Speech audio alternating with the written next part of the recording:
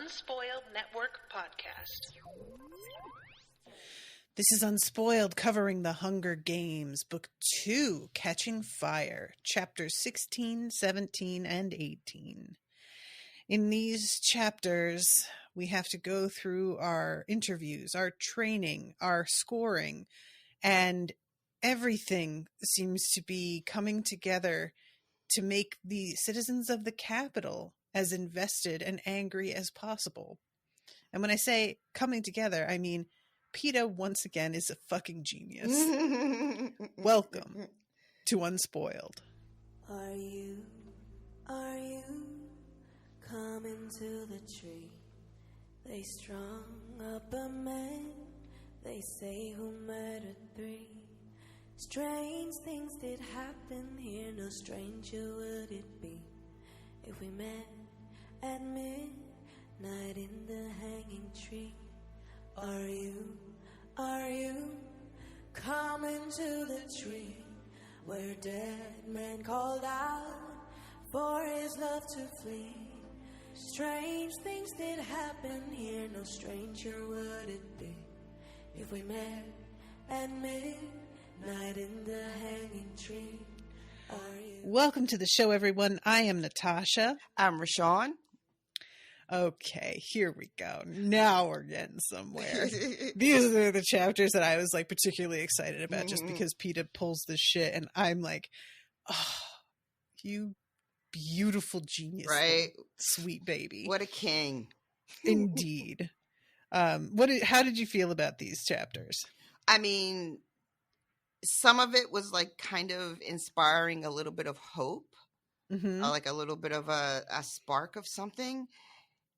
But then they just beat that little bit of optimism right out of you. Mm-hmm.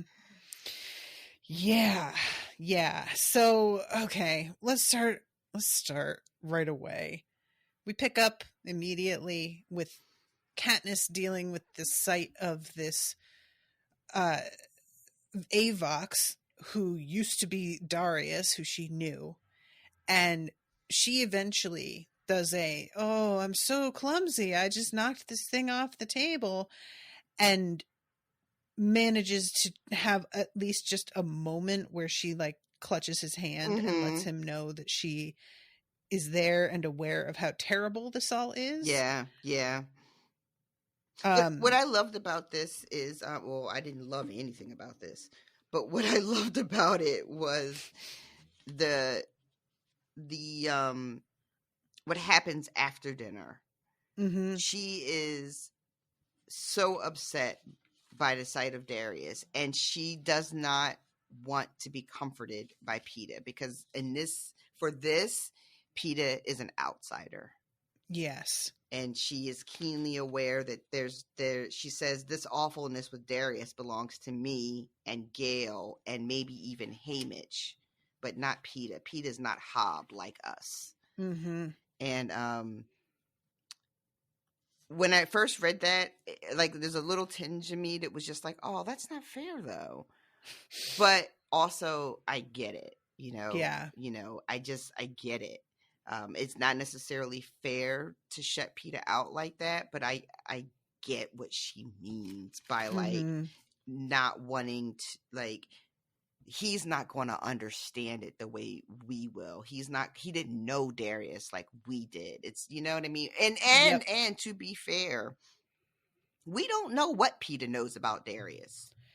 That's true. And what his interactions with him were, if there were any, or if there were many, we don't know. But this relationship that she has had with Darius is very specific to her activity in the Hob, and that is something that Peeta was not a part of. So she doesn't want to share this. When you have that kind of grief about a thing, your instinct is to go to be with people who would also share in that grief. And I was just like, oh, I don't know if she's being fair to Peeta, but I fucking get it, yo. I get it. And yeah, she says, I wedge myself between Cinna and Haymitch because I don't want to be next to Peeta. And it's a combo at that point of this and also the fact that he was teasing her. Mm-hmm. And she's just kind of like feeling a bit of a way She's about definitely that. feeling away. When she is having this moment about Darius, she says to herself, I'm still going to save him in the arena, but I don't owe him anything other than that. Mm-hmm. And that is like really shitty because she is just like really in her feelings right now. Yeah. And they're watching the procession on the chariots and everything. Mm-hmm. So this is the first time we're really hearing about how everybody else looked. It is not great. And it turns out like it's humiliating. Yeah. For a lot of the people there who are unwell or elderly, anything other than young and vibrant and strong, it is a bad look for them. And I have to imagine, like she says that the crowd goes crazy when her and Peeta show up, but like up until then, it says that, well, they as the people watching, her and her group are watching, there's like very little chit chat. Unlike the first time around where there was just like so much to talk about with every contestant or each tribute. But this time they're all just kind of watching the TV and barely talking about anything because it's just so bad and uncomfortable to witness. And I am trying to imagine the crowd who's there is probably also feeling just kind of like, this isn't the kind of fun that we expect out of this. What is this that you're giving me? This isn't. But there's no language in the Capitol for this type of discontent. Yes. Yeah, even later, a point where Peeta explains what he did for his like private judging, and Effie gets up and leaves, and she's just like, you are not allowed to even like think those sorts of things. Oh my God. But she goes to sleep. She has tons of horrible sounding nightmares, all about like mouths dripping blood, people turning into President Snow, or, like just one thing after another. And eventually she wakes up after having a dream about like having no access to water, and goes and drinks as much water as she possibly can.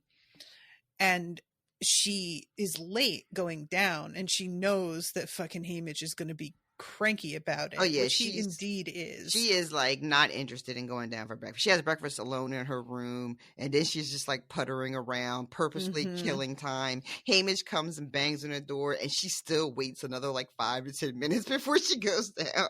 I love that. She's just like, I'm gonna take my fucking time. Thank you very much.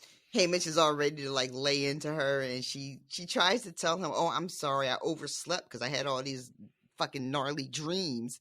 And Haymitch is like, "Oh, well, okay, never mind." We'll let it slide this time. And when she tries to say it, she's trying to be kind of like snippy about it, but her voice breaks from the emotion of the dream. And I think that's really what affects Haymitch, right? Not her trying to be like, Definitely. That's what ends up kind of catching him off guard. And this is when he's like, so what I want you to do, because today you guys are going in for your training. Obviously, you have to keep up this you're in love thing, but also you need to make friends. And instantly, Katniss is like, fuck that. And he's like, our whole, allegedly, approach to this was going to be, we're acting like careers. And careers make partnerships and ally with people. We have got to do this. Yeah. Like, you are going in with a big disadvantage because you are the strong new guys and they all know each other and they're not going to have your backs. Like, you're going to be the ones they want to get out of the way because they don't know you. I love that we find out that, and we knew this before, right, about joining up in a pack, but Haymitch confirms for us that they start aligning before the games even start, and that Peeta barely got in with them last time. Yeah, I love that little detail. Yeah, this I really wish that there's been something shared in the Discord. There's actually two versions, but somebody has rewritten the books from Peeta's perspective. Oh, And I interesting. am so curious. I haven't read them because I don't want it to like influence my covering this with you. Right. But they're fan fictions, and there's two different ones that have done the same thing. I haven't read either, and I don't really know what the key differences are between them. But for things like that, how he managed to get in with the careers, I am so curious about. We have the scene where Katniss is watching the replay of the games, and she must have seen that moment, but it's not really described because there are other priorities during that scene. Right. So just he's so charming. I assume there's something with that, but they're not exactly susceptible to charm. He must have offered something specific that. Yeah, my assumption has always been that he pretended, or that he would help them get to her. Like, I can tell you what her deal is. I know where she would go. I know where she would hide. I know her. You guys need me. I wonder if he told them, like, I just lied about having a crush on her. Like, you know what I mean? Maybe. Because they kept calling him Lover Boy derisively. They had to, like, what did they make of that? I don't know. Yeah, in order for him to sell it that he would betray her, he would have had to have insisted that was all, that was a gimmick. Yeah. Like the whole love angle was a complete work. Like, we were just trying to have an angle. So yeah, I think they would have to go hand in hand, right? I would think so. So let's see. They go down there and people show up pretty late. It's not like on the first, Effie is like, we have to go early. We can't. We were late last time, and then they get there. Not only is there like only like hardly anybody there when they get there, but then like a bunch of people don't even show up. Exactly. And there's a description of this woman, Enobaria, in hand-to-hand combat. She killed one tribute by ripping open his throat with her teeth. She became so famous for this act that after she was a victor, she had her teeth cosmetically altered so each one ends in a sharp point like a fang and is inlaid with gold. She has no shortage of admirers in the capital. That is a pretty wild gimmick. My. I mean, to rip somebody's throat out with your bare teeth and they haven't yet been sharpened into fangs is pretty fucking impressive. Makes me think of Rick Grimes. Do you remember that? Oh, I had not remembered that. Yeah. And then there it is. Who are the monsters? Really? Who's ripping whose throats out with their teeth? Ugh, that fucking show. That's coming back with like a him and Michonne spinoff is like coming any day now if it hasn't already hit. Yeah. And I guess the Daryl one did okay.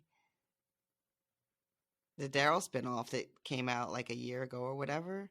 I think he's like in Paris, if I'm not mistaken. That's all I know about it. You guys that are listening, I think I'm right, y'all? This is not a fever dream. Daryl is in France. This sounds fake. I mean, I believe you, but it really does not sound like I should.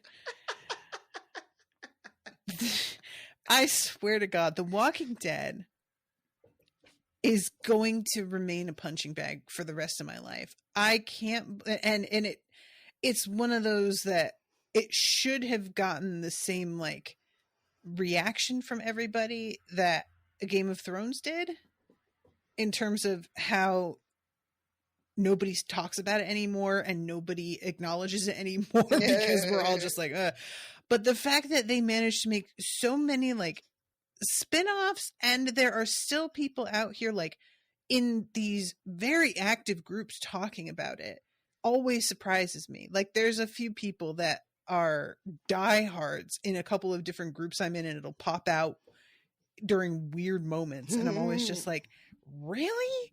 I thought we had all agreed. Apparently we have not. It went on for so much longer than I thought it would. Like I thought that I was going to be able to just ride it to the end, and then I was like, okay, I'm out. And then it went on for like another 4 years.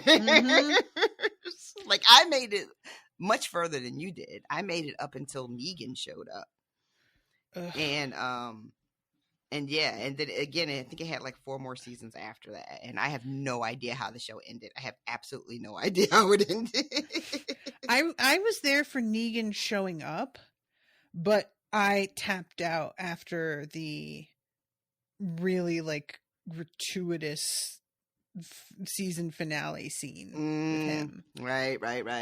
Because it was just so egregious and manipulative.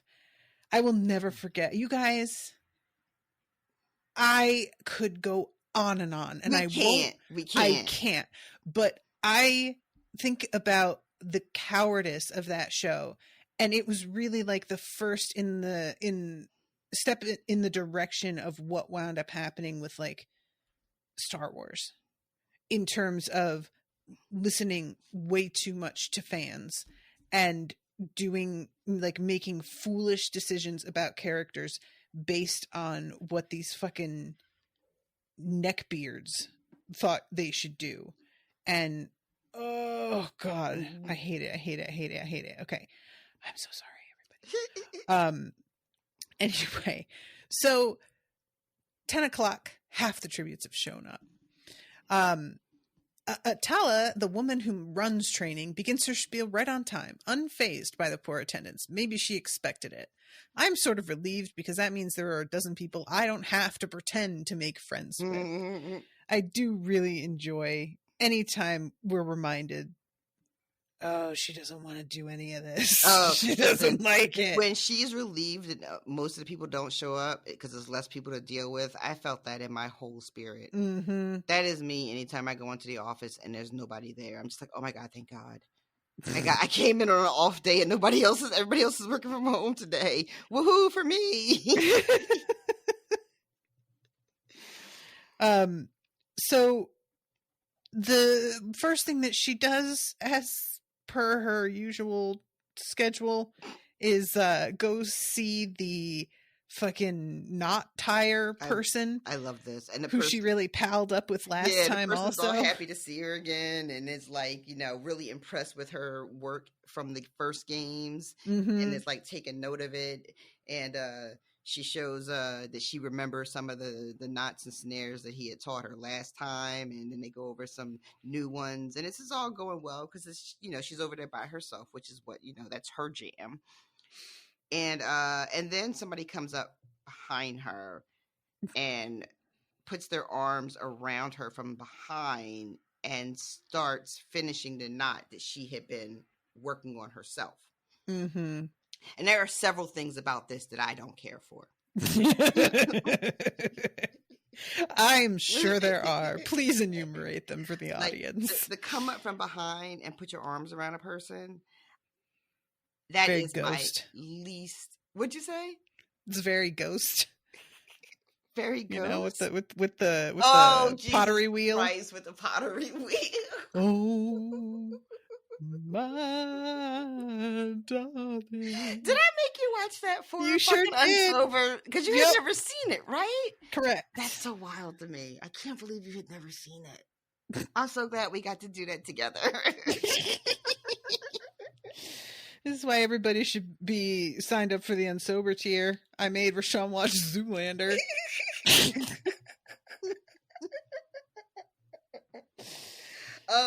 But yeah, like the coming up behind, guys who do that.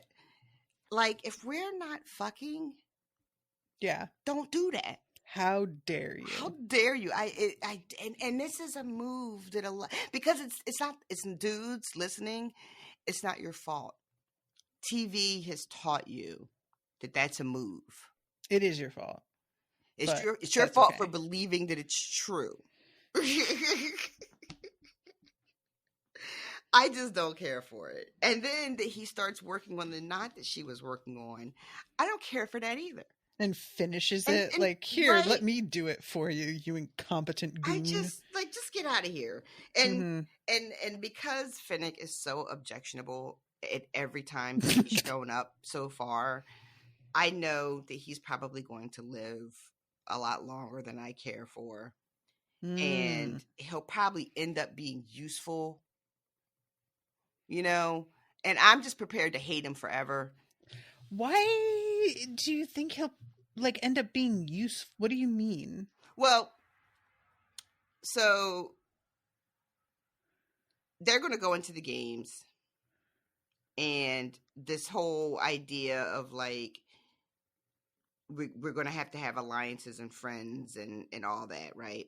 Mm-hmm. So if I'm not mistaken, at the end of the reveal, the baby reveal, right? Heyman, and then It sounds like you're talking about a gender reveal. Like, Peeta had to blow into the microphone, and whatever color dust came out.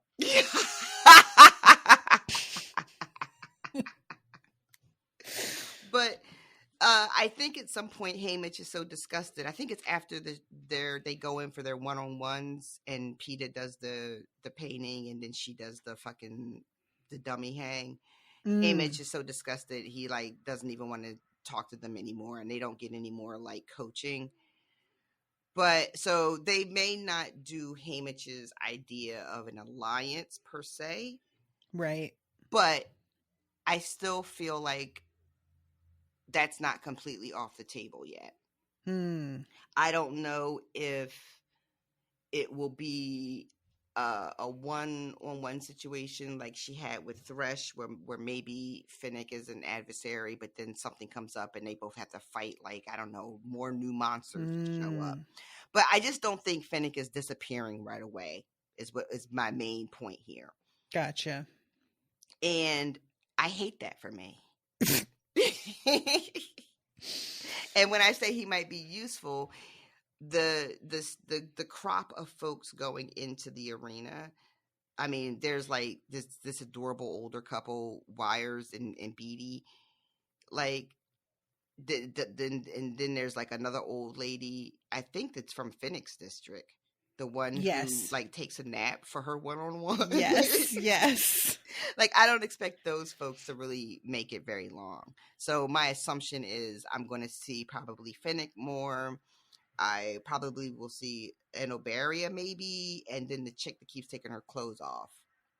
She might hang around for a little while. And I don't want to, I'm jumping ahead now, but that's what I meant by saying that, like, he might end up being useful and I might see him more. And I just, like, we've gotten a couple specific beats with him, so it's likely that, now granted, you know, the first time they went to the games, like, half of them didn't make it past the cornucopia. So this could all blow up in my face a second time. But because we're dealing with people who have been in the games before, I think they'll be the ones that aren't going to die the very first day, like some of the older people maybe, and some of the more sick people. They might be a little bit more wise and hip to the game. So I don't think it's going to be like half of them die at the cornucopia because they fell for a trap. I think just the older folks might not make it very long. I would love to be wrong about that, but I'm trying to imagine a situation where these folks, these older folks, the Morphling couple, like the games are just so brutal. Yeah. I it's hard for me to imagine a scenario where they make it past the first day or two. It just doesn't seem likely. Yeah, I get that. Wow. But yeah, so Finnick, and what he does is he also picks up a rope and makes a noose. Yeah. As she puts it, for my entertainment. I don't know why that gets me like so giggly. Like, he hangs himself for my amusement, just the way she phrases it. And I just find that really funny. But yeah, so she goes to the station where she's like, they're like the two from District 3 are trying to use matches to start a good fire. Both are small in stature with ashen skin and black hair. The woman, Wiress, is probably around my mother's age and speaks in a quiet, intelligent voice, but right away, I notice she has a habit of dropping off her words in mid-sentence as if she's forgotten you're there. Beatty, the man, is older and somewhat fidgety. He wears glasses but spends a lot of time looking under them. They're a little strange, but I'm pretty sure neither of them is going to try and make me uncomfortable by stripping naked. And they're from District 3. Maybe they can even confirm my suspicions of an uprising there. Mm-hmm. So there is... I love the way Wiress talks. They seem friendly enough, but don't pry. We talk about our talents. Wiress brings up some sort of stitching device she's working on. It senses the density of the fabric and selects the strength, she says, and then becomes absorbed in a bit of dry straw before she can go on. Mm-hmm. The strength of the thread, Beatty finishes explaining. Automatically, it rules out human error. Mm-hmm. Then he talks about his recent success creating a music chip that's tiny enough to be concealed in a flake of glitter, but can hold hours of songs. Kind of neat. It's pretty cool, right? And this is what she uses as her opening to be like, oh yeah, I heard that people were having trouble getting their hands on these cool things. You guys had a bit of a hold up with your production? And they're like, yeah, it was really, setback. You guys also have some trouble with coal? It's very, she's just like, no, well, we lost a couple weeks when they brought in a bunch of, brought in a new peacekeeper, but nothing too big. And he's just like, oh, that's kind of disappointing. Mm-hmm. We had found your district very... Oh, it's Wiress again, because she's like, I found your district very... And then she trails off, and he comes in. Interesting. We both did. I think these two are just the cutest. And the fact that they're inventors, I'm like, is as I was imagining ways that people might surprise me and survive longer than I would have expected. I like to think that they have invented something that will serve them. That they can bring into the arena with them? Exactly. But that's that's nonsense. They can't bring anything in with them. Yeah, that is very much not allowed. But remember that girl that had a spike in her ring? Oh God, that's right. But I don't know. Maybe they can put something together real quick with some supplies they find in the games in the arena. So, yeah, this is when they notice that there's a force field up between them and the game makers, which was not the case before. And they're like, that's weird. Why would they do that? And she's like, oh, it may possibly be from when I assaulted them with a bow and arrow one time. And a guy fell into a bowl of punch. LOL. And she says... do all force fields have a spot where you can see it? Chink, says Wireless vaguely, in the armor, as it were, finishes Beatty. Ideally, it'd be invisible, wouldn't it? I want to ask them more, but lunch is announced. So she decides that she's going to eat with them, and she's thinking about how in school she would have probably eaten alone if Madge didn't come and sit with her because Gail was not in the same year as her. But of course, Peeta was always surrounded by friends. And there's a moment when she's first over at the when she's walking over to those two, and she notices where Peeta is, and he's got a group of people around him as they're throwing knives. Mm-hmm. And she's just like, mm-hmm. Yep. Look at him over there. Yeah, this he comes over and tells her those guys are seen as a joke. They call them nuts and bolts, and she is so irritable with him in general right now. She takes this as poorly as it's possible to take it, and it's just well, I like them and you don't need to make fun of them, and and I guess I'm stupid. Yeah. And he's just I think it's just a nickname that's been around for a really long time. We didn't just make it up over there laughing at you. She is so pressed. Like, I appreciate this about her because it's a very realistic thing to just like, bitch eating crackers the instant somebody gets on her nerves. It's just like, and that's a wrap on that person for, until they do something. And then she has this cycle of then like feeling really bad about how mad she got at them. And I just relate very hard. I am also somebody who just has a tendency to be like, well, fuck you and your entire family and all of your descendants then. She's so funny because she's so like disconnected from her feelings, but she still feels everything very, very strongly. Like all her feelings are on 100 all the time. Yep. She just, fucking swings wildly from one end to the other, which, I know a little bit about. Yeah, it's a weird combo of like she can be extremely practical, really, really logical, and thus her emotions sneak up on her. Because it's like she doesn't acknowledge them as a force that's like having an effect on her. Yeah, like she's above it. Them. She doesn't consider them at all, so they always catch her by surprise. She doesn't think she has feelings, so she doesn't think of her feelings. Interesting. I like it. Also can relate to that. I'm getting a lot better about it, but yeah. Yeah, if you were to ask her, she would say that she is not emotional at all, that she's only practical and logical. Probably. My mother is emotional. Prim is emotional. I'm not emotional. Bitch, you are emotional as fuck. What are you talking about? If you to ask her, what are you so fucking angry about? Is it because I teased you a little bit? And it is, and she doesn't want to admit it.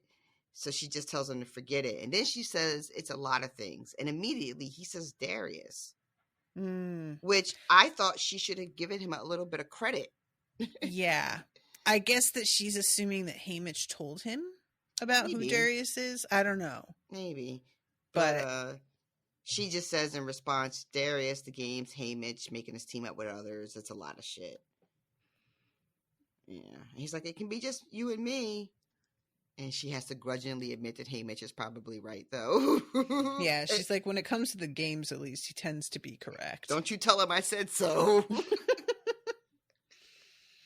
And he says something about how he likes Chaff and Cedar, and she's just like, I am okay with Cedar, but not Chaff.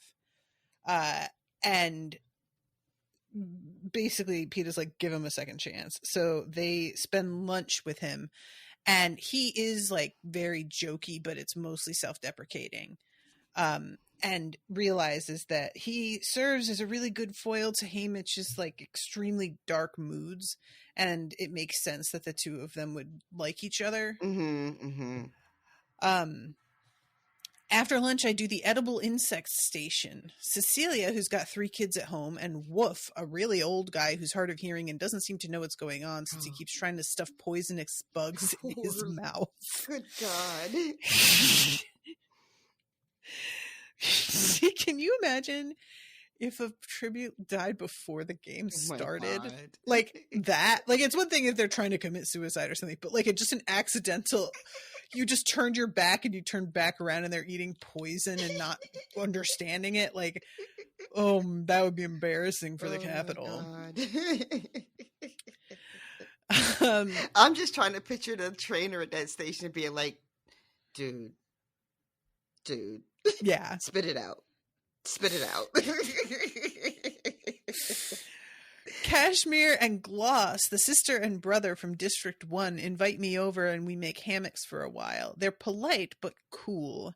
And I spend the whole time thinking about how I killed both the tributes from their district, Glimmer and Marvel, last year, and that they probably knew them and might even have been their mentors.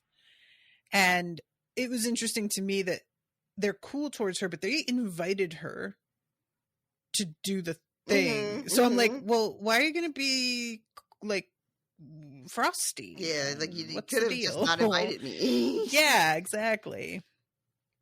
I join Enobaria at sword training and exchange a few comments, but it's clear neither of us wants to team up. Mm-hmm. Finnick appears again when I'm picking up fishing tips, but mostly just to introduce me to Mags, the elderly woman who's also from District 4. Between her district accent and her garbled speech, possibly she's had a stroke, I can't make out more than 1 in 4 words. And at this point, Katniss remembers that this woman volunteered to take the place of another person. And it's just like, oh, yeah, so I want her and I want the 2 from District 3. And that's going to go over super well with Haymitch. Awesome. I love that she can't help herself, though. Like, her desire to protect people is so strong. She's just like, and especially if she has decided that someone is, in her estimation, good. Yeah. You know, then that's it. She's made her choice. Yes. Yeah. And I understand probably what Haymitch would want from her, but I also feel like Katniss is so, like, she has such a hard time with people that probably emotional connections like this are the only way that she can team up with anybody effectively. So it's for the best in my mind, you know, than forcing something with another person who seems like more bodily capable. Sure. I mean, but long-term best, I don't know. Yeah, it's but so then she decides to go over to the archery station, and this is her time to shine. Yeah. And it starts out with just her, you know, doing her thing, and it's fine. And then the trainer sees how good she is and starts like throwing targets up for her to hit in the air, and then starts tossing up multiple targets at the same time, and she's just nailing them one after the other. And at one point she takes down like 5 all in one round, and suddenly she realizes it's so quiet she can hear each of them hit the ground, and that kind of snaps her out of just being in the zone. And she looks around, and just about every victor has stopped what they're doing to watch her. And it says their faces show everything from envy to hatred to admiration. They are all just like, look at this bitch here. And when they're done, Haymitch is just like, when it's time for dinner at the end of training, he's like, all right, half of the fucking victors have asked for you to be their ally. What the fuck did you do? It couldn't be your personality. Yeah, he's such a dick sometimes. I like this especially because, like, the first time that she was in the games, she wasn't allowed to shoot. She had to keep it secret that she was able to do this. And now everybody knows about her anyway, so whatever. Right. And the fact that she is just completely, like, knocking it out of the park, she just gets to let loose. And that's a really fun thing. I've always been a big fan of the trope of, like, keep your amazing talent secret until, like, the opportune moment, and then have everybody's jaws on the floor. I love that. So. I love that Peeta is like, because first Peeta's like, well, they all saw her shoot. And then he's like, actually, you know what? I saw her shoot for real for the first time. She's good. Yeah. Yeah, it's interesting because I forget he has never gone hunting with her. Nope. And then she only had a few arrows when they were together in the games the first time. And I think she really used them once, like, in a fight. And so I don't remember where he was, but I don't think he got to really appreciate, you know, what she can do. Yeah. Haymitch is like, you're that good? Because Haymitch hasn't really ever seen her either. Yeah, it's true. It's sort of surprising that in their training at home, he didn't see her do it. Yeah, then that's a really good point. And maybe they didn't bother training in that way for her because she's just like, nah, I'm good. Let's focus on other shit. She's good, but wouldn't you think that they'd want to get Peeta, like, you absolutely would, competent in it? Absolutely would. That's a wonderful point, because there's no reason why he couldn't have been practicing. But maybe it was when he says, I saw her shoot for real for the first time. Maybe they were just doing, like, targets, and it was so easy that it doesn't count as the same thing of like this person throwing moving targets into the air multiples at once. Yeah, because it sounds like this is the first time anyone's ever done that, because when he first does it, she's just like, it seems stupid, but it turns out to be kind of fun. So no one's ever really done this for her before. So yeah. Which is weird because it sounds like it's just skeet shooting, and I guess that's just not a thing. So it's time for the private sessions, and she's scheduled to go last, and everybody, she's noticing like as the room empties out, it's harder for them to like keep up their sort of like cheery bravado. And eventually it's Peeta and her, and he's just like, I don't know what I'm gonna do. And he goes, they start talking about, let's see. She suggests she says he does camouflage. Yeah. Yeah. And he's like saying the morphlings might not have left any of my the God. left, that's all they did the whole training day. which is amazing. Like, of course, you're stoned out of your mind and you're just going to want to finger paint. Like, yes. And she says, how are we going to kill these people, Peeta? I don't know. He leans his forehead down on our entwined hands. I don't want them as allies. Why did Haymitch want us to get to know them? It'll make it so much harder than last time. Except for Rue, maybe, but I guess I never really could have killed her anyway. She was just too much like Prim. Peeta looks up at me, his brows creased in thought. Her death was the most despicable, wasn't it? None of them were very pretty, I say. So he gets up, he's called in, and it's almost 3/4 of an hour before her turn. Normally it's like 15 minutes. Yeah. And she's like, the fuck is he doing? And when she goes in, there's like the smell of a cleaner, and something has been dragged to cover the center of the room. And we find out later that he painted Rue covered in flowers on the floor. Yeah. She walks in, notices the smell, the mat's been dragged, and the mood is very different. She's like, what did he do? Yeah. She's like, last year, they were all drunk and distracted, but she walks in and these people are fucking whispering to each other, looking pissed off, and she's like, what the fuck happened? So now she's like, well, fuck, if he did something to make himself a target, that's supposed to be my job. I love that. So like, what? I gotta do something now to make me the target again. But she has no idea of like what she could possibly do. And she starts thinking to herself, do you have any idea how much I hate you? You who have given your talents to the games. And she's trying to catch Heaven B's eyes, and he will not look at her, which she thinks is intentional. And then she's thinking about him and how he's the head game maker and she's just the tribute. He's so powerful, so removed, he's so safe, and suddenly it dawns on her what she should do. Because she remembers, you know what, they're not necessarily safe, are they? Yeah. Y'all, some shit can happen to you too, can't it? So she gets up there and makes a noose and gets a dummy and paints Seneca Crane's name on it and hangs it from the ceiling. Yeah. Gasp. The effects on the game makers is immediate and satisfying. Several let out small shrieks. Others lose their grip on their wine glasses, which shatter musically against the ground. 2 seem to be considering fainting. The look of shock is unanimous. Now I have Plutarch Heavensby's attention. He stares steadily at me as the juice from the peach he crushed in his hand runs through his fingers. Finally, he clears his throat and says, "You may go now, Miss Everdeen." I give a respectful nod and turn to go, but at the last moment I can't resist tossing the container of berry juice over my shoulder. I love that it's berry juice. Right? It's also symbolic.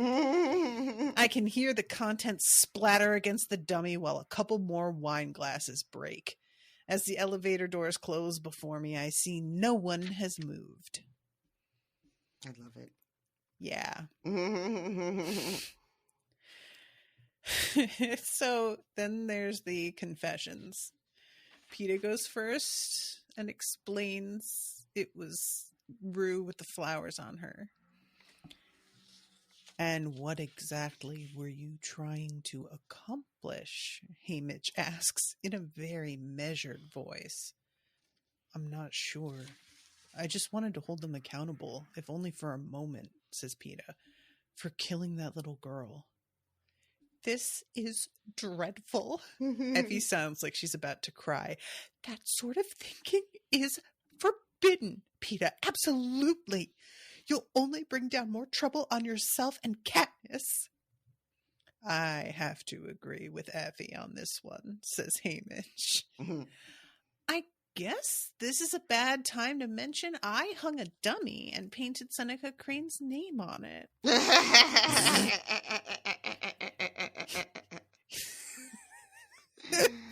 Oh my God. How did you even know about that? Says Effie in a hushed voice. Is it a secret? President Snow didn't act like it was. In fact, he seemed eager for me to know. Effie leaves the table with her napkin pressed to her face. Poor Effie. Oh, Effie. Peeta's just like, you'd have thought we had planned it. And everybody's like, didn't you? Fucking Portia is just like, this is her fingers press her eyelids closed as if she's warding off a very bright light. Oh, and Haymitch, says Peeta, we decided we don't want any other allies in the arena. Good. Then I won't be responsible for you killing off any of my friends with your stupidity, he says. And eventually they get graded and they both get 12s. Yeah, they get 12s. They're sitting there watching everything and all the scores are coming in and they're just like, has anyone ever gotten a 0? And everybody's like, no, but there's a first time for everything. And then turns out, nope, not 0s, 2 12s, making history. But nobody feels like celebrating. And Katniss is just like, but why would they do that? And Haymitch is like, so the others will have no choice but to target you. Like, that's a wrap on that. Which I don't know if I agree with his estimation there, but I do. No, well, let me rephrase that. I agree that's why they did it. Okay. I don't know if I agree that necessarily that means everybody is going to like be like, oh, we have to kill them right away. Gotcha. Well, we'll see. And she and Peeta have a conversation here where he basically is like, I'm going to do everything I can, but honestly, I kind of think, and she's like, that the game makers have been given orders to explicitly make sure we don't come out. And he's like, yeah. Yeah. This is the conversation they have after she finally, like, the icy wall between them has now melted. Yeah. And, he walks her to her room and she grabs his arms and hugs him. And this is the like sort of like, okay, I guess we're cool again. Mm-hmm. And then then they end up having that conversation. Yeah. I really do like, you know, the way to her heart was just to honor Rue and give the game makers the finger. Yeah. Definitely. That's gonna work. Yep. You make it clear that you care about something that person cares about, and you do it with like skin in the game. Like you really go for it. That's a turn on. Yeah. When he asked her why she did it, she basically parrots back to him what he said the night before the first games, which is, you know, to show them that I'm more than just a piece in their games. And he's just like, so, you know, she's giving him a little bit of a, you know, acknowledgement that I understand what you meant. Yeah. Now, you know, maybe I didn't get it quite then, but I get it now. So they're told in the morning that they aren't going to have any counseling, basically, that they have the day off. Oh, wait. I'm sorry. Before we go to the next morning, after they Okay. have this conversation, this is when she starts thinking to herself about what will happen if she dies and Peeta makes it out. And that how Right. she will serve the cause, TM, better in death as sort of a martyr with Peeta alive, because he can bring people to the cause with his words in a way that she could never manage. Yeah. And that this idea of giving her life up for Peeta is actually in concert with what she wants to do overall. And she says that the refusal, she says the beauty of this idea is that my decision to keep Peeta alive at the expense of my own life is an act of defiance, and that it dovetails into her private agenda and her public agenda. Two birds, one stone. Mm-hmm. And it's it's sort of funny. She's like, I'm going to fridge myself. So that he can have his story. Yeah, Peeta will be more valuable alive and tragic because he'll be able to turn his pain into words that will transform people. But Peeta would lose it if he knew I was thinking any of this. So I only say, what should we do with our last few days? So they sleep together, not in the sexual sense. And they actually manage to have a night without nightmares with the two of them, because they comfort one another so much, which is the sweetest, cutest, saddest really is. thing.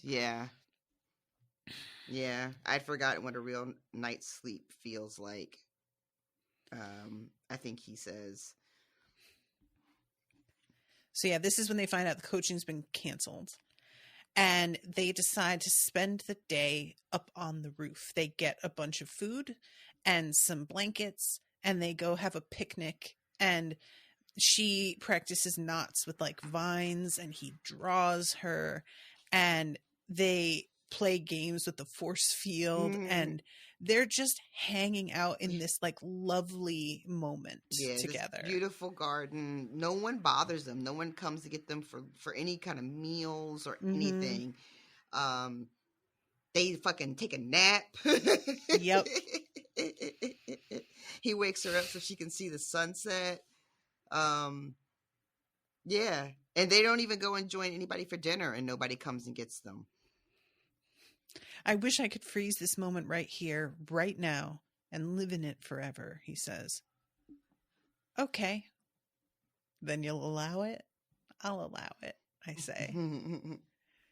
And he's playing with her hair and telling her, I'm practicing my knots, which I did find very funny. And they watch the sunset. He wakes her up to make sure that she doesn't miss it, before finally going back down to her room. And they go to sleep, and they haven't run into anybody. It's just the two of them all day, which is just so nice. Yeah. I love it so much. Yeah.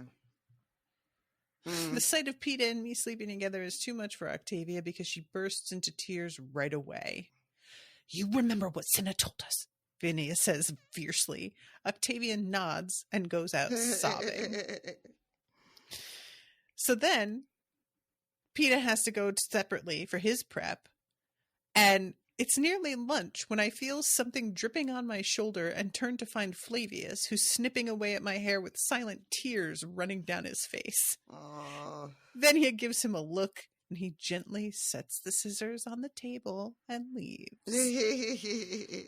And Venya has to finish all by herself, but she's pale and clearly it's tough. And in the end, she looks her in the eye and says, "We would all like you to know what a privilege it has been to make you look your best." And then she runs out of the room. Yeah, it's kind of my prep team, my foolish, shallow, affectionate pets. Yeah. Yeah. She's like, oh, so nobody thinks I'm coming out of this alive. Cool. Mm-hmm. And so then we get her outfit for the interview, and it's a fucking wedding dress. Mm-hmm. Which, of course, President Snow insisted on it because he's a cunt. He really is. Our objections were ignored. Yeah. And it's this big monstrosity of a dress, too. Yeah. It's like the biggest, heaviest one that she had. It's like so over the top, even as wedding gowns go. And he puts her in it, and it just, she's looking at it, and she thinks that it gets to her. You know, yeah. It really does get to her. It's just the humiliation, the pain, the loss she's thinking. And it's so barbaric, the president turning my bridal gown into my shroud, that the blow strikes home. Yeah. She just says, well, it's a shame to waste such a pretty dress. But while she's putting it on, she's like, this is a lot heavier than I remember. Right? And Cinna's like, weird. Lighting changes? And she's like, that doesn't sound right, but okay. And they have to wait before they go on stage. He's like, hey, by the way, your bodice is really, really tight, so don't go raising your arms until you twirl. He's really like, just for like reasons. Just don't. But make sure you do twirl, and then when you twirl, raise your fucking arms. And she's like, I'm gonna be twirling again. And he's like, yeah, I'm sure he'll ask you. And if he doesn't, sure but if he doesn't, you should suggest also to do that. It's not important. It's very important. So when they like meet up with everybody waiting outside the stage, they stare at her, and Finnick is like, I cannot believe they put you in that fucking dress. Yeah. And when she says that there was no choice about it, Kashmir just says, well, you look ridiculous. And I was like, I think somebody's a little bit jealous. A little something, right? Mm-hmm. I think she's like, that's going to have a major effect on the audience, and there is no competing with it. Yeah. And then we get something that I was really surprised that we got. I'm not surprised that everybody felt this way, but I was really surprised people actually said shit out loud. Everyone basically is like, this is fucked up. Mm-hmm. Why do we have to do this? This isn't fair. But most of them couch it in this really clever way of just being like, I'm so sorry to the people of the Capitol that you have to watch us and possibly lose us after everything we've been through together, and how much we love you and how much you love us. Mm-hmm. Mm-hmm. And then a couple of the older people were just like, I think it's Cedar. I love Cedar. She's like, well, where I'm from in District 11, they tell us that the president is all powerful. So if he's all powerful, how come he can't change this? I love that so much. Just being like, it's super weird how she just, and then somebody else is like, I'm not sure this is even legal. Beatty. Like, Beatty's out here. He's out, definitely going to be the one that's in the details. Like, I need the when there's a footnote, I want like not the regular text. I want only footnotes, please. That is my jam. Even Shaft says something. It's just like, president could do this if he really wanted to. He must not think it matters much to anybody that this is happening. Amazing. Yeah, I was really, really surprised by this, guys. I was really curious because we had talked about how just devastated and angry all the victors were that this was happening, right? Mm-hmm. But like, was anybody going to say anything? Right. And I didn't expect anyone to have the balls. But yeah, people were fed up. And I was just like, oh shit. Like, I know it's not going to matter, but it also matters because this is being televised to all the districts, right? So even if it doesn't make President Snow call off the games, I didn't think that was going to happen. This is still going out across the airwaves and is mandatory viewing. I thought they were going to cut the fucking broadcast right here. I did too. And they do like not air the repeat of it that normally goes up later in the day. So, you know, they're doing something, but I definitely thought it was going to be a little bit more severe than that myself. Yeah, like as I was reading all this, I was like, shit, maybe Katniss won't even get an interview. Like, I really thought it was going to get the kibosh. So she goes out there, and by the time I'm introduced, the audience is an absolute wreck. People have been weeping and collapsing and even calling for change. I love at one point she mentions how Finnick reads a like love poem to his, his beloved, and a bunch of people think it has to be about them and are They're like all fainting in the audience.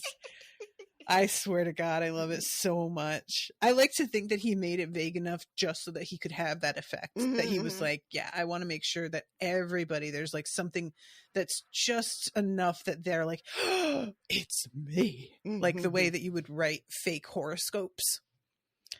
Somebody out there's like, they're all fake. Shut up. I said fake horoscopes. But yeah, I just really enjoyed that. So it's a moment before Caesar can get the fucking crowd under control. And so there's like everybody each gets 3 minutes, but she doesn't, because there's so like there's such a kerfuffle. And eventually when he's able to speak, he says, so this is obviously a very emotional night. Is there anything you'd like to say? My voice trembles as I speak. Only that I'm so sorry you won't get to be at my wedding, but I'm glad you at least get to see me in my dress. Isn't it just the most beautiful thing? I don't have to look at Cinna for a signal. I know this is the right time. I begin to twirl slowly, raising the sleeves of my heavy gown above my head. And then she hears people screaming. She's like, oh, I must look fire. And then it's like, no, yeah, literally. And she can tell that there's burning, but she can't feel it, and she can sense it's moving upward, and she's just like, okay, I'm just gonna keep going with this. I'm just gonna keep curling. Hope it's cool, right? She's like, Cinna is behind whatever is happening to me right now, so I know he wouldn't hurt me, so I'm just gonna trust Cinna. But she has no idea what the fuck is happening right now, and neither did I. For a split second, I'm gasping, completely engulfed in the strange flames. Then all at once the fire is gone. I slowly come to a stop, wondering if I'm naked and why Cinna has arranged to burn away my wedding dress. But I'm not naked. And it turns out he has underneath created a dress of black feathers, and her sleeves are wings, so that with her arms raised, she looks like a mockingjay. I would love to see. Does this look cool in the movie? I'm going to be honest with you, Rashawn.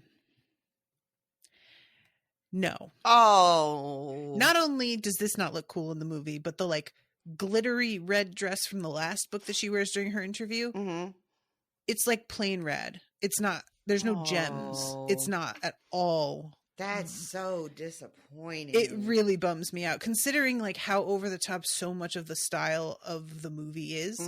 The fact that they seem to really restrain themselves on that was weird to me. Like, what a bummer. Yeah. It's a weird thing with that movie. They go in on stuff that I'm like, but why? And then things that I was looking forward to, they just didn't really do justice to at all. I actually went and found the picture of her during the interview from the first book and saved it. And I was like, should I send this to her? And at the time I didn't, because I was like, this is just kind of a bummer. But I think I'm going to send it to you so that you are prepared, because I feel like it's more disappointing to go in with like a high expectation on that front. Even though, you know, it could be considered a spoiler, and I see that, but sometimes I just don't want to see my friends heartbroken the way that I was heartbroken. I mean, it sounds like it would be like I don't know. I just don't understand why they wouldn't fucking just go in with this like full barrel. Like, why? This is amazing. And I'm, you know, like, I maybe have a harsher opinion. Maybe other people are like, what is she talking about? It looked awesome. It looked so CGI. And like the costume, the wings do not look like they are really there at all to me. They look like they are, she's holding her arms up in front of a blue screen. Oh, you know what I mean? That's what it looks like to me. So it was just sort of but that's a real shame. I'm sorry, this is something that I also like with Miles and covering the Sookie Stackhouse novels. Those books are some of the weirdest in terms of an author bringing up a really, really cool character that you think is going to turn out to be a big deal, and there will be a whole side plot with them, and then it never comes up again, and you never hear their name, and you're just like, why did you even do this then? And recently there's been a couple times where Miles is like, I can't wait to see what such and such, and I have just been like, look, man, I can't bear this. I'm just going to tell you, you are never going to see this person again. And because I just can't. He's going to be asking every book, so is so-and-so coming back? And, there's 14 books. I can't do that for 14 books and just watch him crying about it. So I had to tell him. Yeah, okay, here it is. I found it finally. And oh God, it's not like, you're going to be so mad. This is once again, the gown from the first book, which was described as like so covered in gems, and it actually, like, I feel like there is something about it that flickers, and I don't know if it's that it has like something built into it. I don't think so. It's just spectacularly beautiful. Oh no, like it's a prom dress. Oh, it's not even an exciting dress for a dress. No, it's not. Oh, right? Oh, that's a real shame. Look at that. Oh no, right? Like, I find it would not meet my standards for a prom dress if I was like shopping for one. That's unfortunate. Yeah. What a shame. What a missed fucking opportunity. All right, so I'm still smoldering a little. So it's with a tentative hand that Caesar reaches out to touch my headpiece. Feathers? You're like a bird. A mockingjay, I think. It's the bird on the pin I wear as a token. A shadow of recognition flickers across Caesar's face. Get it? Do you guys get it? Because he's Caesar Flickerman. Do you get it? Ma'am. And don't yell at me. Yell at her. And I can tell he knows that the mockingjay isn't just my token. That it's come to symbolize so much more. That what will be seen as a flashy costume change in the capital is resonating in an entirely different way through the districts. But he makes the best of it. Does he? Because what he does is they were going to come for Senna either way. But I feel like this moment doesn't help. Yeah, he is just like, Senna, remarkable. Stand up and take a bow. Yeah. And, everybody, of course, gives him, buku applause. Yeah, but me and her are just like, this is bad. This is bad. This is bad. Mm-hmm. And she remembers that he told her once not to worry. I always channel my emotions into my work. That way I don't hurt anyone but myself. And I just knew that something terrible was going to happen. I just didn't know how it was going to happen. And that she would be there for it, that we would see it, I kind of thought it would be off page or just left up for us to worry about him as she goes into the games. You know what I mean?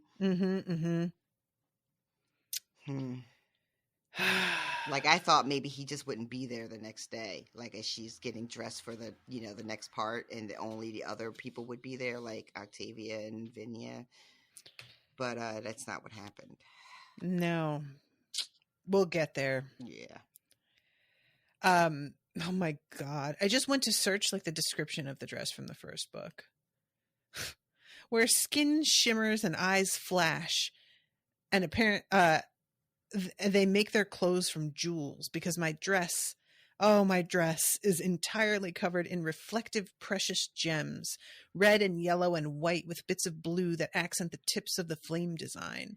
The slightest movement gives the impression that I am engulfed in tongues of fire. I am not pretty, I am not beautiful, I am as radiant as the sun.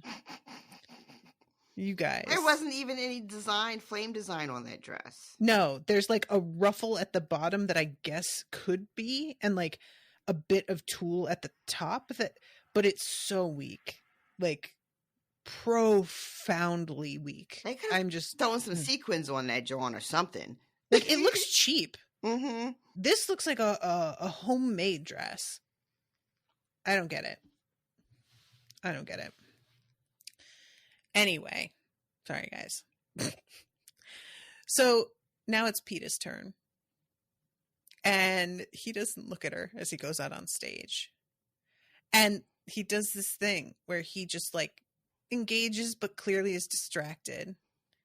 And finally Caesar's like, so what was it like to find out about the quell?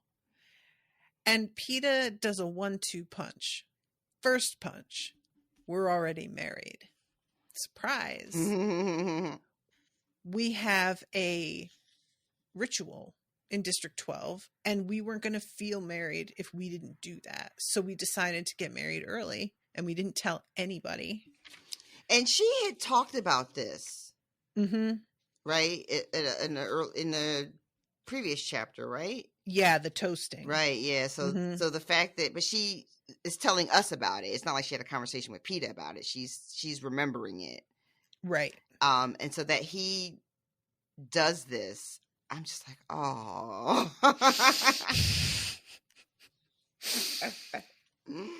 And then Caesar's like, well, at least you were able to enjoy some time together. And he's like, well, I'm not glad. And he's like, well, a little is better than nothing. Maybe I'd think that too, Caesar, says Peeta bitterly, if it weren't for the baby. This fucking guy. Yeah. Seriously. Like, it's good that they go last, because who was following that? Exactly. I'm really like, okay, Suzanne made her District 12 because she's like, nobody can follow anything Katniss does. We need to make sure she's last every time. We need the drama. As the bomb explodes, it sends accusations of injustice and barbarism and cruelty flying out in every direction. Even the most capital-loving, games-hungry, bloodthirsty person out there can't ignore, at least for a moment, how horrific the whole thing is. I am pregnant. The audience can't absorb the news right away. This is so good. And it's a wrap on Caesar having any control of the crowd. Oh, yeah. They just have to turn the anthem up like as loud as possible to drown everybody out. And we get a last moment of all of them holding hands together on stage, which has never happened. Yeah, Peeta reaches for her, tears running down his face. She's hides her face when he drops the news. And then by the time she looks up, because she's aware now that the cameras are going to be right on her face, and she's got like a little bit of a tear because the smoke has made her eyes water. And Peeta reaches for her hand, and then she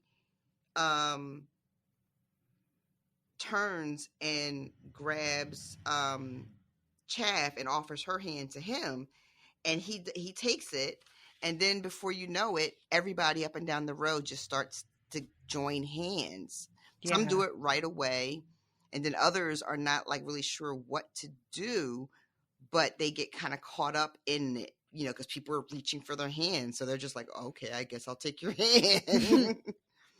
And they're all there on stage, all 24 of them, and it's the first public show of unity among the districts since the Dark Days, she says. And you can see the realization of this on the screens as they begin to pop into blackness. But it's too late because they didn't get him off. They didn't cut it off in time.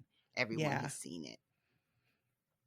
Yeah, and then everything just fucking goes ape shit. Mm-hmm. And there's a really terrible moment where she's like, somewhere very far off is a place called District 12 where my mother and sister and friends will have to deal with the fallout from this night. And I was like, oh no, like true. And I don't like that. Yeah. But they get into the elevator and only Haymitch is there, and he's like, they've canceled everything, like the recap, and everybody has been sent home. And Peeta says, are they asking the president to stop the games? And Haymitch is like, I don't think they even know what to ask for, but you know he's not doing that, right? I love And this they bit. He do. says, I don't think they know themselves what to ask. The whole situation is unprecedented. Even the idea of opposing the Capitol's agenda is a source of confusion for people here. Like, their brains just can't compute. Yeah. So it turns out they're not going to get to say goodbye to anybody because they're going into the arena tomorrow and they only ever see their stylist. And so they're not going to get to say goodbye to Effie. And they have to just send a message through Haymitch to just let her know, like, how much they appreciated her. And then they have this really awkward goodbye to Haymitch. Yeah. Peeta just says, take care of yourself. And then Haymitch stops Katniss and says, when you're in the arena, try to remember who the real enemy is. Yeah. And, you know, I feel like that's really good big picture advice in general. Cinna, who will help me dress for the games, accompanies me to the roof. I didn't say goodbye to Portia. I'll tell her, says Cinna. So he braids her hair, gets her dressed. Her clothing is really weird. Yeah. A fitted blue jumpsuit made out of very sheer material that zippers up the front.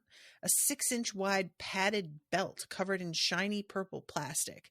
A pair of nylon shoes with rubber soles. Yeah, this is weird. Yeah. And she's like, because he's like, this isn't going to do anything if you're in water or if you're cold. And she's like, maybe it's for the sun. Is it going to be like desert? And he says, maybe. He puts the Mockingjay pin on her. And she's saying how great her dress was. I thought you might like it, he says, with a tight smile. And the glass cylinder comes down around her. He had said, I'm still betting on you. And she holds her head high the way he says, like in the last book, to do. But there's a delay. Yeah, and she's in the tube, right? She gets into the little thing, and she's like, I don't know if she's frozen. I don't think she's frozen yet, but she's just in the tube. She doesn't get frozen for that. She only gets frozen when she's holding onto the ladder to get onto the hovercraft. Oh, right. So she's just in the thing, though. Okay. And waiting for her to shoot up, and she doesn't go anywhere.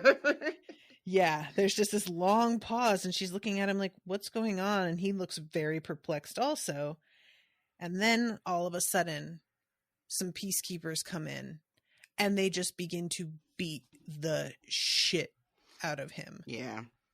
And he gets knocked clean out, and they just drag him out of the room, like limp. Yeah. And she's just in this thing, like screaming and banging on the glass, but there's like nothing she can do. Yeah. That they made it so that she got to watch this. You know, we want her to watch it before she goes. We make sure that she's still there so she sees this. It's so fucking disgusting. Yep. Ugh. Yeah, just make sure that she sees it, that she's in a position where she can do nothing, and that it's right before she goes into a place where she'll be fighting for her life, so that she'll be shaken as fuck and distracted, and it will just, you know, just completely overwhelm her that this just happened. Like, just the whole tactic of it and every aspect of it is so calculating. Yeah, it's just, I mean, of course they would do this. Of course they would do it exactly like this. I mean, they have all the power. They can orchestrate whatever they want, Mm-hmm. you know? And it's just such a reminder of the power that they are up against, and it coming on the heels of what feels like a very triumphant night of the interviews. Yeah. And it just like smashes you back down to fucking reality.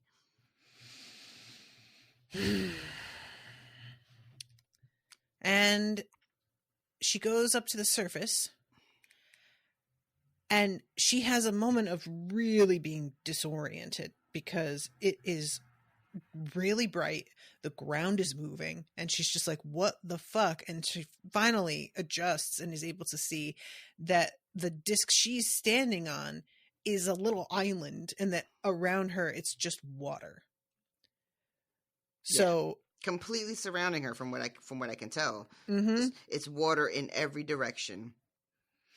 Like, what the fuck is this? Yeah, weird, right? Super weird. Like, is the cornucopia a thing? Is it going to be like what is what? What is this? The last line is that I can only form one clear thought. This is no place for a girl on fire. It's a good line. It is really good. A little on the nose, but Sure. But yeah, like this is the arena. It's gonna be fucking Waterworld. Like, what is happening?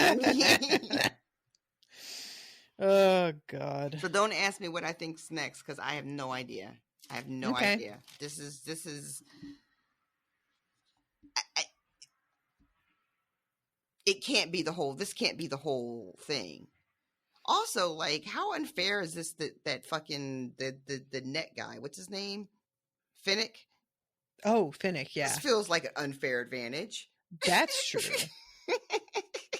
That's very true. Like, but everybody else is fucked.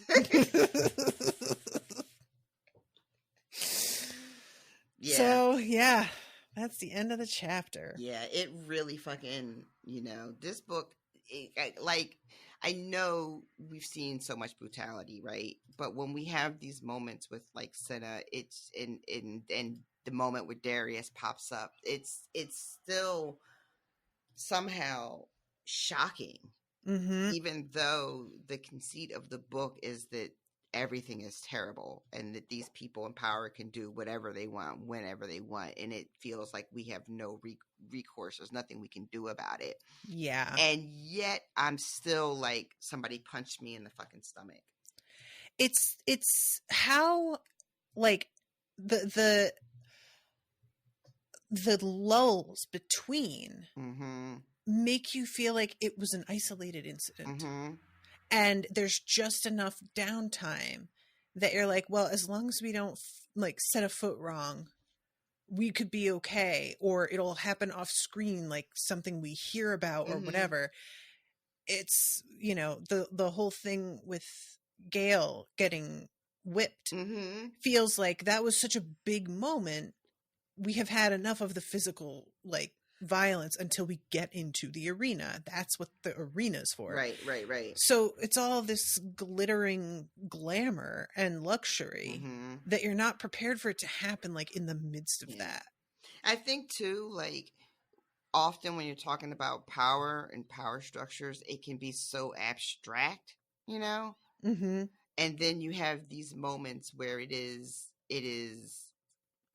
concrete. It's right there. It's happening to someone that we've come to know, and like that's kind of what it's like in real life too. Mm-hmm. The power of the state is sort of all around you and ubiquitous and omnipresent, and you kind of learn to live with it, right?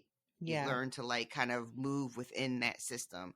And to your point about like, if I just don't make any missteps, I might be safe.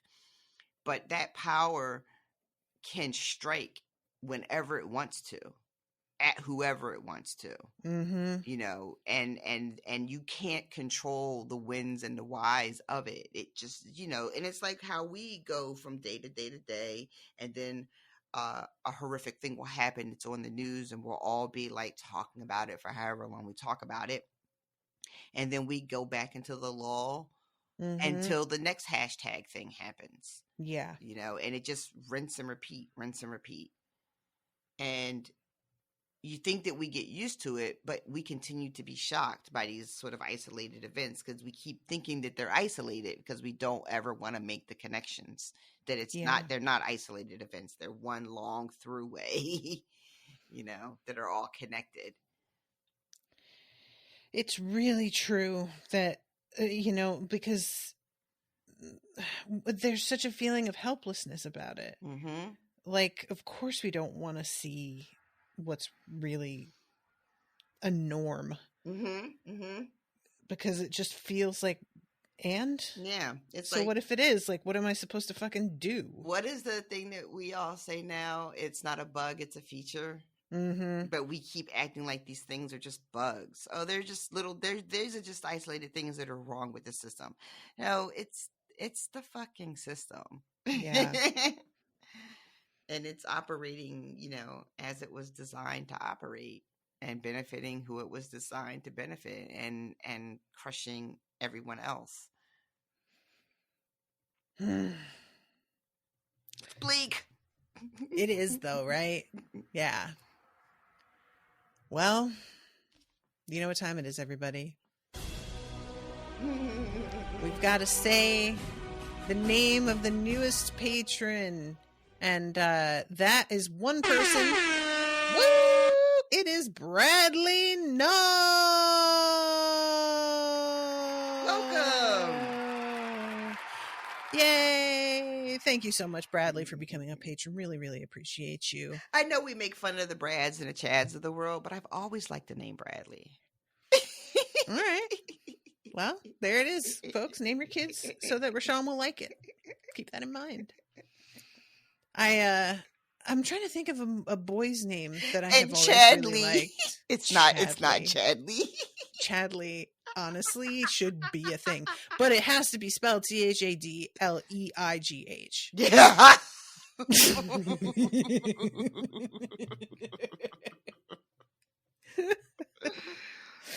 Anyway, but yeah, thank you guys again so much for supporting the show. If you're interested in becoming a patron, go to patreon.com/unspoiled. And I'm recommending for people to do that. Even if you can't support us monetarily, you can sign up there for free and at least get access to like the general news stuff that I post. Today I put up a poll about whether people actually go and watch the archive stuff from Crowdcast, because I'm looking at leaving Crowdcast. There have been a lot of issues. I was finally resigned to staying with them because I had like a great meeting with a customer service person, and then it's been like 4 months and none of the things I brought up are resolved. And they're still like, yeah, no, it's going to be $200 a month now instead of $45. And I'm like, you know, if you had solved all those issues, then maybe I could have resigned myself. But now I'm like, you just are buggy and expensive. So why would I do this? Why would I continue to be a part of this? Yeah. So, you know, things like that. I posted the poll so that anybody can answer it. You don't have to be a patron, because the lives I do often are not patrons only. The Spoil Me's are open to everybody. So I want everybody's opinion on it. So if you're somebody who likes to be involved in how things are done and you want your voice to be heard, you can become a patron or become a free patron on Patreon and participate in those kinds of polls. You can leave comments on the public posts and everything. And Patreon is working on a chat feature that includes the free patrons as well. So that'll be cool. I'm not sure how much like it'll get used. The chat feature is sort of, for those of us who already have Discords, it's a little bit superfluous, but I think it's kind of nice for those who don't really feel interested in joining Discord to just do a little chatting, because, you know, Discord's a learning curve. But yeah, there's just a lot of stuff that it seems is coming down the pike. Coming down the pike? I think it's the pike. Right? Okay. It's coming down the pike. Is that like turnpike? Mhm. Is that what they mean? Like it's coming down the road? I think so, yeah. That's how I always took it. I feel like coming down the pipe makes more sense. Like, it's just moving toward you. I don't know the answer. Okay. Well, anyway, they're working on a lot of other features for free patrons as well. I think they understand how many of us as creators really value having a platform where we can connect with everybody, whether they're paid or not, because social media has just made it so difficult. On the last episode of, I think, Song of Ice and Fire that I recorded with you, I looked at I had 3,800 followers on Facebook, but the most recent post I made had a reach of 49. So it's just what am I doing? So yeah, I'm really hoping that those of you listening will, join up with that and be around for decision making, and eventually we're going to reach a point where we have to decide what we're going to cover next, and you can chime in on that, all that sort of good stuff. I feel like this is the future for me as a creator and connecting with everybody. So do that. And also, Rashawn and I think that I announced this on Song of Ice and Fire, I can't remember, but we're going to be only doing one Unsober a month together from now on, and then the other is going to be with one of my other co-hosts that I don't get to record with as much. So the most recent one was with Bitches, where we talked about conventions, because Chris was very into organizing conventions and volunteering with them, and knows a lot about how they work, and we talked about some of the best and worst and weird situations, and it was a really, really fun one to do, and it was really nice to talk to them again after months we haven't spoken, because there's just not a lot of time. You guys know what it's like. You got friends that you don't see, and you're still friends, and you still if you run into each other, you'd be like, yo, but making time to hang out can be really hard. So that's what I'm doing. And I'm open to suggestions on topics for Unsober. Rashawn and I agonized tonight for half an hour before we came up with the idea of collectibles, because of the whole thing with the Stanley Cup stampede at Targets everywhere. So that's what we're going to be doing up this coming Saturday for Unsober. And also I just made a postcard, and that's going to be going out for $10 and up patrons soon. So all kinds of goodies. It's a smorgasbord of features. Is that what I want? Sure. What's it called? Swag? Do I want swag? That's not really. No. Swag's free. Yeah. I'm talking about stuff that's a reward for getting paid. No. I don't know. I need help with marketing if anybody feels like volunteering with that, so that I can not sidestep into Pike versus Pipe for 10 minutes during a plug. I feel like merch is what you're looking for. It's not, though, because merch is tangible. And some of the stuff, Unsober, is a virtual experience. Okay. You know what I'm saying? Perk? Ah, that's you go. Good. Yes. A smorgasbord of perks. Oh, I really worked so hard to get to that word, and then when I said it all together, it was so bad anyway. What a bummer. I tried my best. Toodaloo, motherfuckers. Bye, guys. I'm pay money for this. Are you coming to the tree where dead men call out for his love to flee? Strange things did happen here, no stranger would it be if we met at midnight in the hanging tree.